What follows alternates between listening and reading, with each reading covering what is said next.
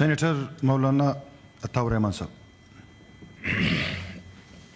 شکریہ جناب. کافی دیر سے گزارش کر رہا تھا کہ موقع مل جائے، لیکن بہر کیف دیر آیت درست آیت. سب سے پہلے تو میں اپنے لیڈر آف دی اپوزیشن سے گزارش کروں گا کہ جو ایشو ابھی ریز ہوا ہے اس سلسلے میں آواز بھی ان تک پہنچائی جائے. اور پنجاب جو ہے وہ اس ملک میں بڑا بھائی ہے، لہٰذا چھوٹا بھائی اتنی بھی وہ نہ کرے، سخاوت نہ دکھائے کہ خود تو یہاں لوگ بھوکے مریں اور وہ بڑے بھائی جس کے پاس گندم کے ڈھیر لگے ہوئے ہیں ان کو ہم سستے داموں بیچنے کی کوشش کریں. باہر کہیں گڑبڑ ہے، وہ لیڈر آف دی اپوزیشن دیکھ لیں کہاں گڑبڑ ہے اور کیا ہے. اس کے علاوہ میں اس ایشو پر بھی بات کرنا چاہتا تھا کہ ہمارے ملک کی بدقسمتی ہے کہ یہ ملک بنا تو لا الہ الا اللہ کے نام پر ہے، لیکن یہاں ہمیشہ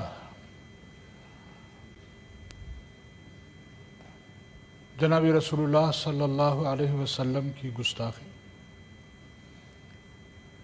صحابہ کرام کی گستاخی ایک شیوا بن گیا ہے. جہاں تک ہم جانتے ہیں کہ بنیر کی عوام یہ پشتون بھی ہیں اور مسلمان بھی ہیں، اور پشتون کے متعلق یہ مشہور ہے کہ یہ من حیث القوم مسلمان ہوا ہے. اس لیے آج تک ان پشتونوں میں نہ کوئی سکھ ہے، نہ پشتونوں میں کہیں یہودی ہے، نہ پشتونوں میں کوئی عیسائی ہے. پشتون من حیث القوم یہ سب مسلمان ہیں، اور کوئی بھی مسلمان اپنے پیغمبر کے متعلق کبھی بھی ایسے گستاخانہ بات نہیں کر سکتا، اس کا تصور بھی نہیں کر سکتا.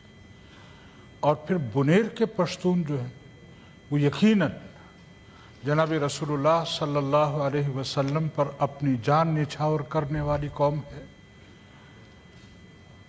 البتہ یہ میں ضروری سمجھتا ہوں حکومت وقت سے بھی اور یہاں بیٹھے ہوئے منسٹر لا سے بھی یہ گزارش کروں گا کہ پتہ کیا جائے کہ یہ پشتون بنیری کے نام سے جو آئی ڈی بنائی گئی ہے اور اس میں جناب رسول اللہ صلی اللہ علیہ وسلم کی توہین کی جا رہی ہے،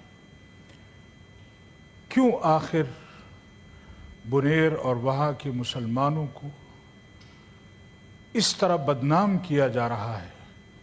یا تو اگر وہ شخص جس نے یہ فیک آئی ڈی بنائی ہے اور وہ اپنے آپ کو سامنے لائے، پتہ چلے کہ بنیر والے کتنے غیرت مند مسلمان ہیں، پتہ چلے کہ پشتون کتنا غیرت مند مسلمان ہے.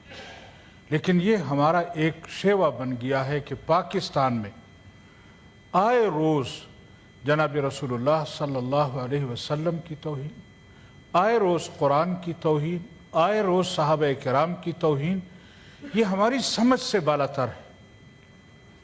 کیوں ہمارے جذبات سے کھیلا جا رہا ہے؟ کیوں ہمارے ساتھ یہ کھیل کھیلا جا رہا ہے؟